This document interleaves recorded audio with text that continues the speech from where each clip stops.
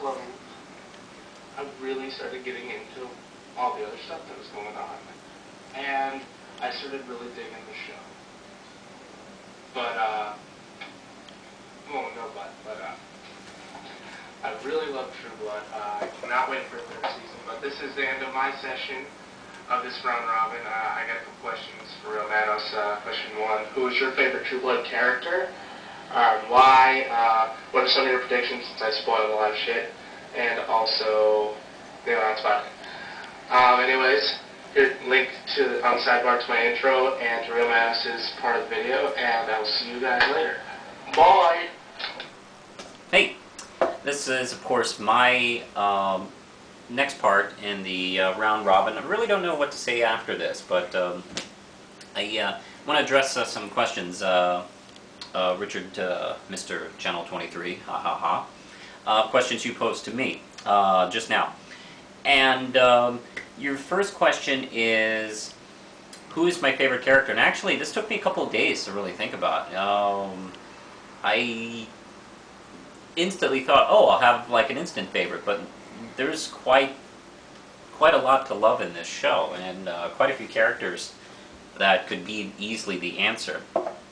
And I was thinking, oh God, if you asked me this first season, I'd probably say Bill. My favorite moment with Bill was when he addressed the church.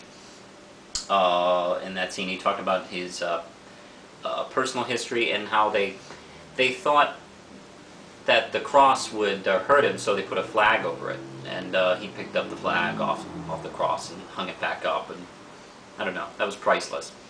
I would probably say this season, maybe Eric, because he had a lot of interesting shit going on. He wasn't just the douchey, evil sheriff of the area. He had a lot going on character-wise, and I mean, all went back to his first scene when he comes down the stairs into that torture dungeon, and he's got his highlights going on. I mean, that is funny as shit.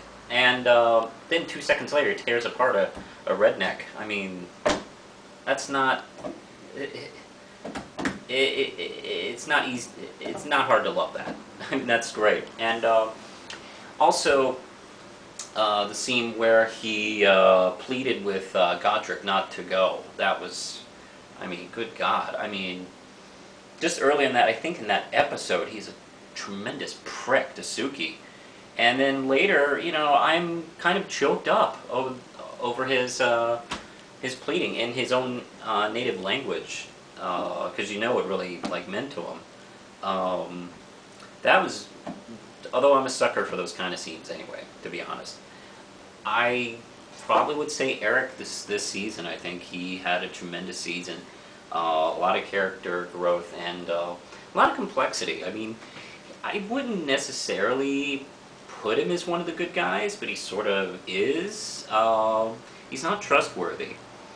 And yeah, there has been some comparisons into the show between Bill and Eric to Angel and Spike, and it's you know, the comparisons are actually kind of obvious. You know, Eric and Spike even have blonde hair, and they're bad boys and shit like that.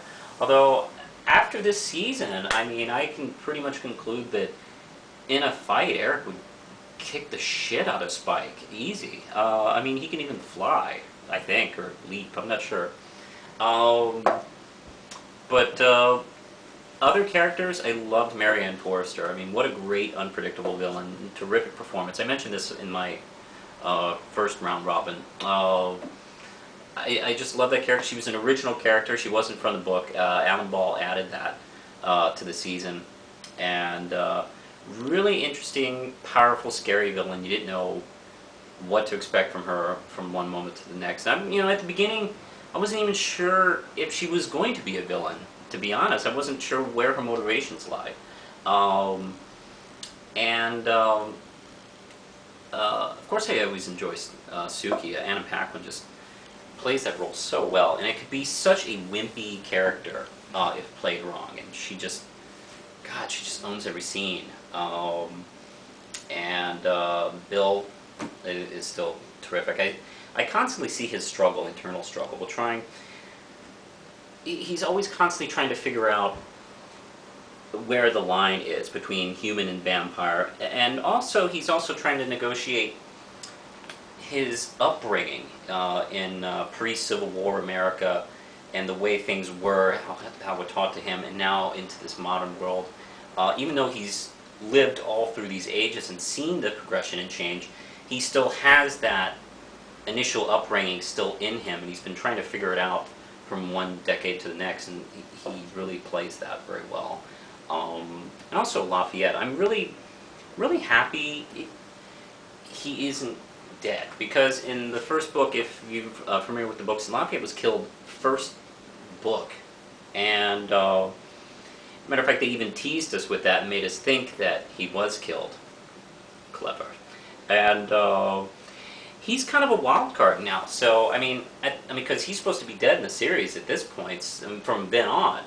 So now, Alan Ball can do pretty much whatever he wants with the character, and I'm very curious to see what he does with him. He's probably one of the most unpredictable characters. I also like Sam a lot. I think he's, for a character with so much mystery, he's such a regular guy, and you just feel for him. And I don't remember the name of the actor, sadly, but that actor is just, he really does put an earthy realness into that character. I mean, he really does feel like just an average guy. And my predictions for, oh, by the way, one more thing, I also love Jessica.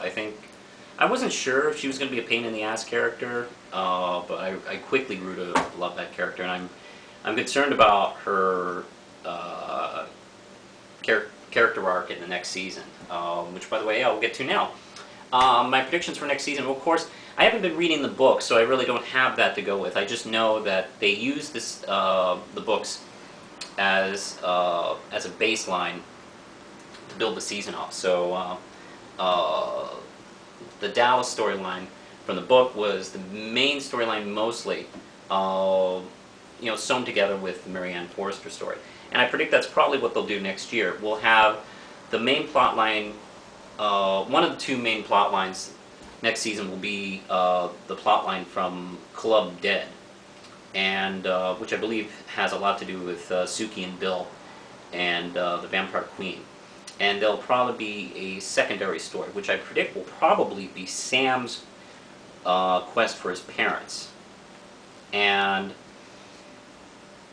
of course, his mother said that they were evil, awful people, and of course, this doesn't have Sam too worried, because, oh, he thought I was evil and awful. Well, maybe she's right in this case, so we'll see about that. And also what goes on with Jessica, and also Jason. Jason, I have a feeling, is going to take a horrible turn for the worse, because, yeah, he thought he was doing the right thing, saving Andy, but he basically killed an innocent guy.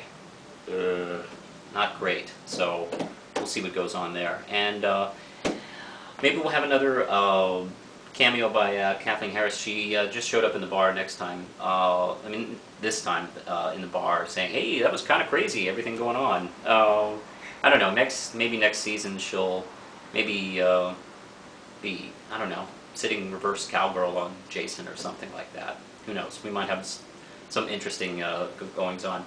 But anyway, I can't wait till next season, and until then, push the button, Lindsay.